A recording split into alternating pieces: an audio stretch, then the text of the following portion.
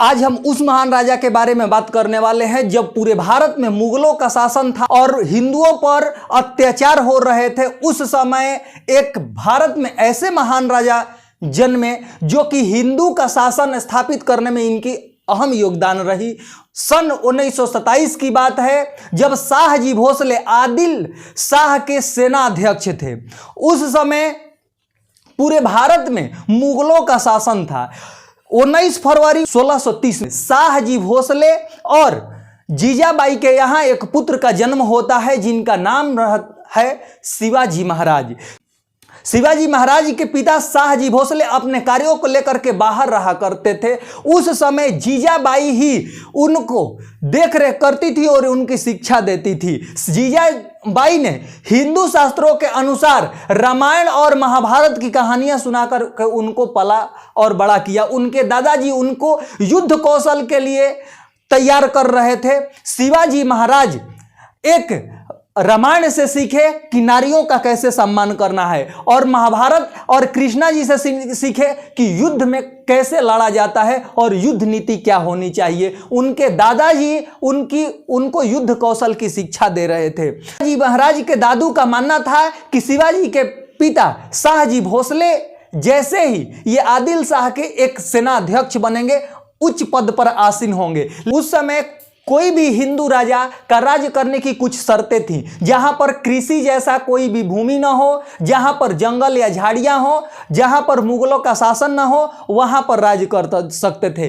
कुछ शर्तें को मानते हुए ही कर सकते थे। लेकिन शिवाजी महाराज ने अपनी शुरुआत स्थानीय लोग मावली के सेना से शुरुआत की थी। उस समय 2000 के सैनिक से स्टार्ट करके और किला को जीतना प्रारंभ कर दिया। शिवाजी महाराज धीरे धीरे कई किले को जीत करके अपना उस पर आधिपत्य कर लिया। जैसे ही इस बात की पता आदिल शाह को लगी तो उस समय शिवाजी महाराज के पिता शाहजी भोसले को गिरफ्तार करा लिया। इस समय इस बात को जब शिवाजी को पता लगी तो शिवाजी ने आदिल शाह पर डायरेक्ट हमला नहीं किया। एक बार बीजापुर की बड़ी बेगम ने अफजल खां को शिवाजी को मारने के लिए भेजा बड़े सेना को लेकर के, लेकिन अफजल खां बहुत ही क्रूर शासक माना जाता था और बहुत ही क्रूरता से वो लड़ाई करता था। लेकिन अफजल खां को ये पता था कि शिवाजी युद्ध में परिपूर्ण है और युद्ध में इनको सामने से हराना मुश्किल होगा। इस वजह से, क्योंकि शिवाजी छापा मार युद्ध जानते थे और युद्ध में बहुत ही परिपूर्ण थे, इस वजह से अफजल खां ने एक रणनीति बताई इनको धोखे से मारने के लिए।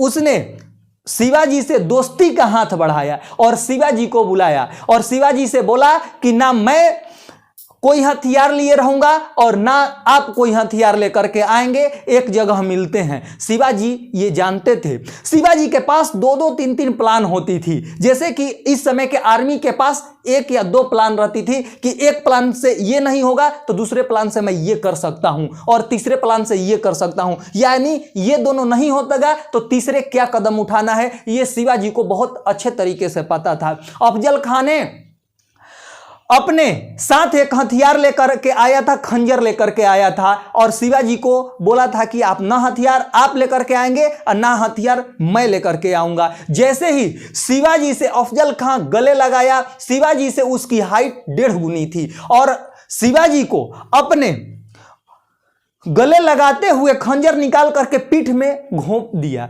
लेकिन शिवाजी उस समय उनको पता थी कि यह ऐसा कर सकता है, जिस वजह से शिवाजी ने अपने सिंह नख निकाली। जैसे ही पीठ में उसने खंजर घोंपा, लेकिन शिवाजी प्रोटेक्शन के लिए एक लोहे का कवच पहन रखा था जिससे यह भी पता न चले कि वो लोहे में जा रहा है और फिर उसके ऊपर में कुछ ऐसी चीज लगाई गई थी जिससे लगे कि यह धंस रहा है। तो अफजल खां को यह लगा कि हमने तो खंजर डाल दिया है, अब इनकी मृत्यु हो जाएगी। लेकिन जैसे ही इस बात की पता शिवाजी को लगी, अपने सिंह नख को निकाले और अफजल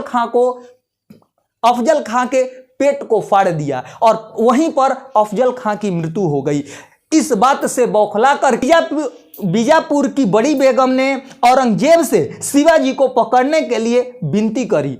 औरंगजेब ने अपने मामा शाइस्ता खां को 1.5 लाख सैनिकों के द्वारा उन पर हमला करने के लिए, युद्ध करने के लिए भेजा। शाइस्ता खां ने अपने विशाल सेना के बल पर पुणे पर कब्जा कर लिया और जो कि लाल भवन था, लाल महल था, वो शिवाजी का बसेरा था, वहां पर अपना डेरा डाल दिया। लेकिन शिवाजी ने अपने 400 सिपाहियों के साथ शादी के बारात में शामिल हुए और शाइस्ता खां पर रात को हमला कर दिए। जैसे ही शाइस्ता खां को पता चला शिवाजी हैं, तो शाइस्ता खां ने खिड़की से कूदने की कोशिश की, लेकिन उस समय शिवाजी के तलवार से वो बच ना पाया और उसकी हाथ की अंगुलियां कट गई, अंगुलियां ही कटी और इज्जत भी चली गई।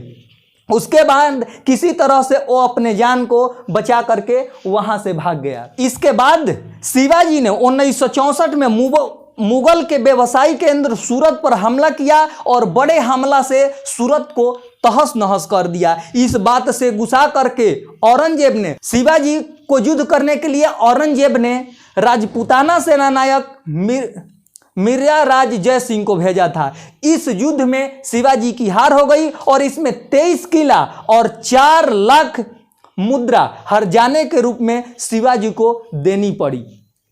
उन्होंने इस हार के बाद औरंगजेब ने उनको दोस्ती के लिए हाथ बढ़ाया। हालांकि ये दोस्ती जो है झूठी थी। उस समय अपने 9 वर्ष के पुत्र संभाजी महाराज को लेकर के आगरा शिवाजी चले गए, लेकिन उस समय शिवाजी के लिए पहले तय हुआ था कि इनको एक बड़ा सेनाध्यक्ष बनाया जाएगा, लेकिन औरंगजेब ने वहां जाने के बाद शिवाजी को गिरफ्तार करके कारागार में डालने का आदेश दे दिया।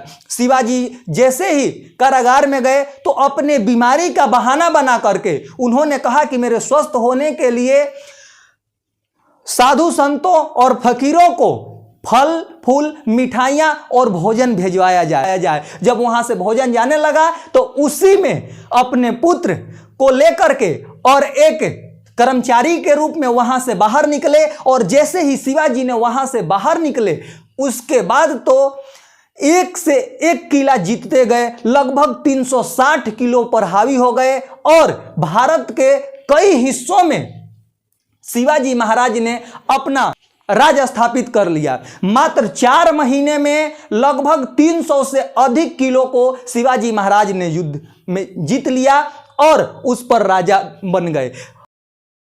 64 में ही शिवाजी महाराज को हिंदू रीति रिवाजों जनेऊ के साथ राज सिंहासन पर बैठाया गया और राज चलाने लगे। इसके बाद तो 80 में शिवाजी महाराज की बीमारी के वजह से मृत्यु हो गई। तो ये थी महाराज शिवाजी की कहानी और आप इसको सभी लोगों तक पहुंचाने में मदद करेंगे। ज़्यादा से ज़्यादा शेयर करें, अच्छी लगी हो तो लाइक करें और इस चैनल को सब्सक्राइब कर लें। यदि फेसबुक पर देख रहे हैं तो पेज को फॉलो कर लें। मिलते हैं कुछ ऐसे ही इंफॉर्मेशन के साथ, तब तक के लिए जय हिंद।